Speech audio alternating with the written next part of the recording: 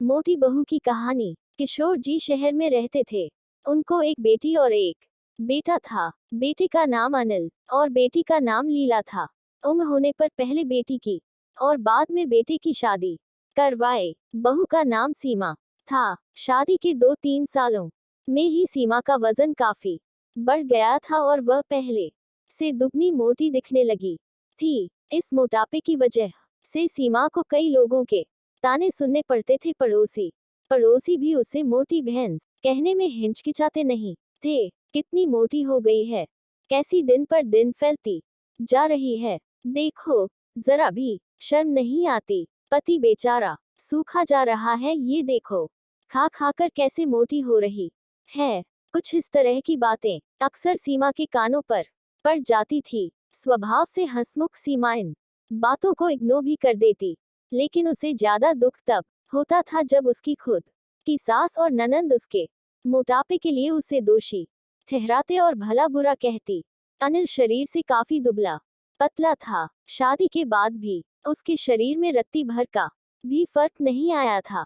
हालांकि सीमा मोटी होती जा रही थी, उसमें उसका कोई भी दोष नहीं था, बल्कि सीमा तो अनिल से भी कम खाना खाती और दिन भर घर के सारे काम करती रहती थी। अपने मोटापे की वजह से चाहे किसी काम में कितनी भी दिक्कत हो, सीमा उस काम को कभी अधूरा नहीं छोड़ती थी। उसने घरेलू नुस्खे और कई तरह के उपाय करके अपना मोटापा कम करने की कोशिश की थी, लेकिन शायद उसके शरीर के हार्मोन्स ही थे जो उसे मोटा बनाए रखे थे। अनिल को उसके मोटापे से कोई हरकत नहीं, वह तो बेचारा अपने बिजनेस को संभालने में व्यस्त रहता था। उसकी माँ और बहन हमेशा इस वजह से सीमा को कुछ ना कुछ सुनाते रहते थे और सीमा काफी रोया करती थी। सीमा जब भी मौका मिलता अपने पति से इस बारे में बात करती थी और कहती थी कि अपनी माँ और बहन को समझाओ, मैं मोटी हूँ, उसमें मेरा क्या दोष है। पूरी दुनिया मुझे कुछ भी कहे, मुझे फर्क नहीं पड़ता, लेकिन जब मेरे अपने की मुझे भला बुरा कहते हैं तो मुझे काफी दुख होता है। ऐसे ही दिन बीते चले गए। एक दिन सीमा की सास ताजी हवा लेने के लिए जब टेरेस पर गई हुई थी, तब वापस लौटते समय उनका पैर फिसला और सीढ़ियों से वह गिर गई। भाग्य से वह बच गई, लेकिन उनके पैर में बड़ा फ्रैक्चर आया। उनको अब एक जगह से दूसरी जगह जाने में भी काफी दिक्कत होने लगी। बिना किसी के सहारे के वह ऐसा कर ही नहीं पा रही थी। जिस मोटी बहू को वह रोजाना ताने मारती थी, आज वही बहू उनका हर काम कर रही थी और उन्हें एक जगह से दूसरी जगह ले जा रही थी।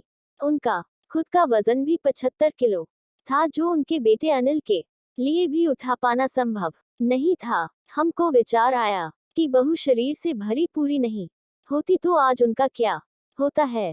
सीमा की सास को सीमा के साथ किए हुए अपने बुरे बर्ताव के लिए पछतावा होने लगा। उन्होंने एक दिन मौका देखकर इस बात के लिए सीमा से हाथ जोड़कर माफी भी मांगी। सीमा ने कहा, अरे मालिक, आप माफी क्यों मांग रही है, आप मुझे समझने लगी, मेरे लिए इतना ही बहुत है। उस दिन के बाद सीमा के साथ मैं कभी भी उसे उसकी मोटापे की वजह से एक शब्द भी नहीं बोला, बल्कि तो उन लोगों से लड़ जाती थी जो सीमा को मोटी कहकर उसकी बुराई करते थे। सीमा की ननंद भी इस घटना के बाद उसे इस विषय पर कुछ भी ना कह सकी। खुशमिजाजी सीमा अब पहले की तरह ही सब कुछ भुलाकर खुश रहने लगी।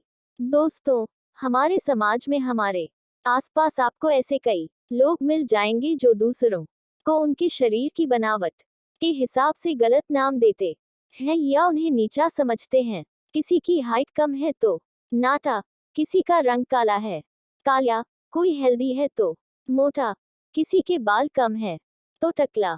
हमें ऐसी सोच को पूरी तरह खत्म करना होगा और यह समझना होगा कि बाहरी स्वरूप ज्यादा मायने नहीं रखता। मायने रखता है भीतरी खूबसूरती, स्वभाव और विचार।